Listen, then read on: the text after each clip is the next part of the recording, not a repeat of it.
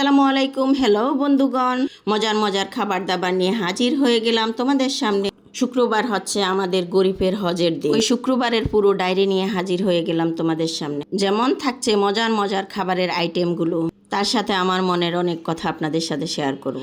সত্যি শুক্রবার দিন আমার জন্য অতি আনন্দের একটা দিন। ঠিক আছে, অনেক কাজ করতে হয়, কিন্তু কাজগুলো আমি অতি আনন্দের সাথেই করি। দেখো, বর্তমান আমাদের সকালটা চা কফি দিয়েই শুরু করা হয়, তারপরে বাকি নাস্তার আইটেম থাকে।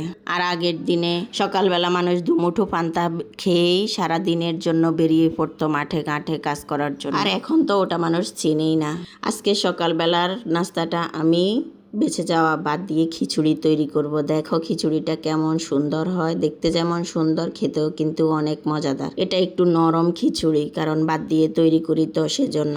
এই খিচুড়িটা আমার হাজব্যান্ড ভীষণ পছন্দ করে। শুক্রবার আমার হাজব্যান্ড বাসায় থাকে, পুরো সপ্তাহ জুড়ে উনি ব্যস্ততার মাঝেই থাকে, একদম সময় পায় না, সেজন্য শুক্রবার বাসায় থাকে। আমি ওই দিন নানা রকম খাবারের আইটেমগুলো তৈরি করি এবং ওরা মজা করে খায়, বাচ্চারাও সাথে অনেক মজা পায়, আনন্দ পায় তার বাবাকে পাশে পেয়ে। তাই প্রতি শুক্রবারে আমি চেষ্টা করি একটু ভালো কিছু তৈরি করার, বাচ্চার পছন্দের, ওর বাবার পছন্দের খাবারগুলোই তৈরি করি বেশিরভাগ সময়। আসলে আমার হাজব্যান্ড একজন আদর্শবান স্বামী, খুবই দায়িত্বশীল।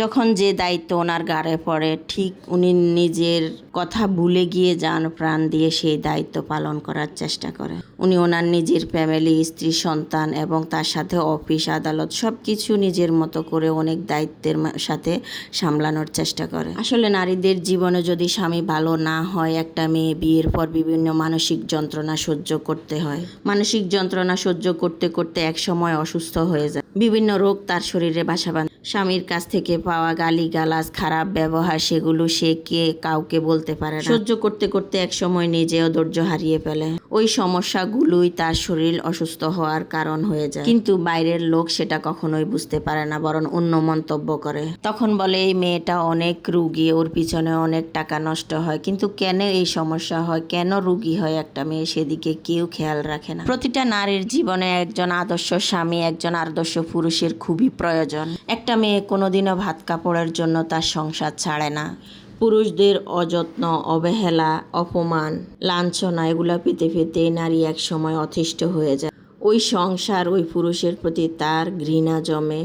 এভাবে সহ্য করতে করতে এক সময় সে অতিষ্ঠ হয়ে তখনই তার সংসার ত্যাগ করে ফেলেন। না হয়তো একটা সংসার একটা নারী কত কষ্ট করে, কত যত্ন করে, কত স্বপ্নে দেখে তৈরি করার চেষ্টা করে। একটা সংসার তৈরি করতে গেলে কত অপমান, লাঞ্ছনা, কত কষ্ট, যন্ত্রণার শিকার হয়ে একটা নারী একটা সুন্দর স্বপ্ন দেখে, একটা সংসার তৈরি করে। যখন সে ওই সংসারটা ভেঙে চলে আসে, কতই না কষ্ট পায় সে, কিন্তু তার সেই কষ্ট কেউ দেখে না, শুধু বদনাম করার জন্য সবাই রেডি থাকে। এই মেয়ে ভালো না, সেজন্যই সংসার ছেড়ে চলে এসেছে। ছেড়ে আসার পিছনে যে অনেক গল্প থাকে সেটা কেউ কোনোদিনও বুঝতে পারে না, বোঝার চেষ্টাও করে না কখনো। মেয়েদেরকে দোষ দিলেই সবাই খুশি হয়।